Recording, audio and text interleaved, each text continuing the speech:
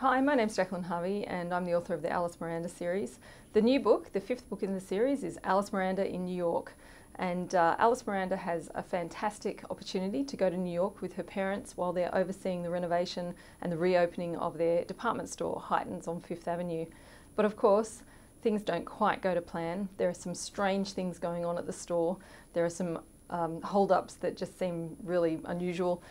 Alice-Miranda goes to school for a month at a fantastic school called Mrs. Kimmel's School for Girls, and she meets some lovely new friends. But when one of her friends, Lucinda, works out who Alice-Miranda is, she's terrified that her father will not let her have her as a friend. So of course Alice-Miranda wants to know why that's the case as well. She goes to art classes at the Metropolitan Museum of Art, and while she's there she also meets a stranger who will have a big impact on what happens in the future. The book's, again, another great adventure set in New York City. Alice-Miranda gets to do a bit of tourist travels around as well, and I really loved the fact that I was able to weave that into the story and the storyline. And of course, at the end, all is well.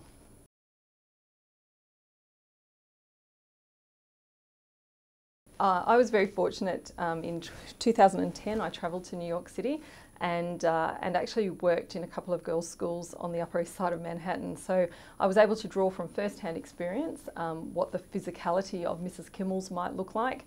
And in fact I do know that the girls at one of these schools are very excited because Mrs. Kimmel's is really based on their school. Also, I did a lot of touristy things, went to Central Park, went to the top of the Rockefeller Center, you know, went to various places, some of the department stores, I guess, which were a bit of an inspiration. Department stores like Bergdorf Goodman's that were great inspirations for Alice-Miranda and the settings for the book.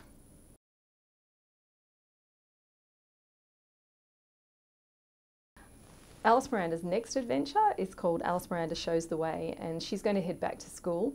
And for the first time that anyone can remember, the girls from Winchesterfield Downsford Vale are going to be allowed to go, and not only to go but also to compete in the Winchesterfield show.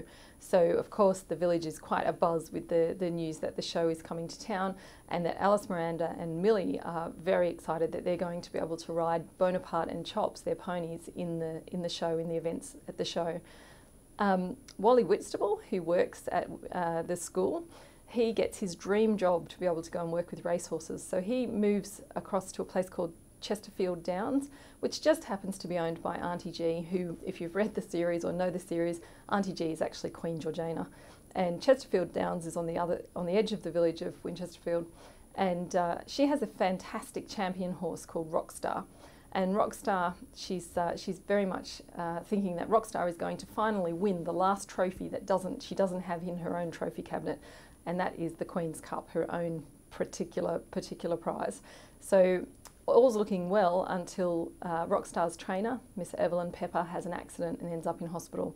Then Rockstar goes into a very deep depression and he doesn't want to run anymore, he doesn't want to train, he won't let anyone near him, until Alice-Miranda and Millie take Bonaparte and Chops and go for a ride over to visit Wally and see how he's going at his new job. Anyway, Bonaparte and Rockstar develop a very special relationship, and that plays a pretty important role in the outcome of the story. There's also some strangers around town with the show coming to town, and things start going a little bit awry in the village. Things go missing. There's some you know, unusual things happening, and of course the poor show people are the ones getting the blame. So Alice-Miranda thinks that's not right, and she investigates. So in true Alice-Miranda style, she and her friends are on a great adventure. And there's some really fun new characters too. There's the village busybody, who's also the show society president, a lady called Myrtle Parker. Yeah, I really love her.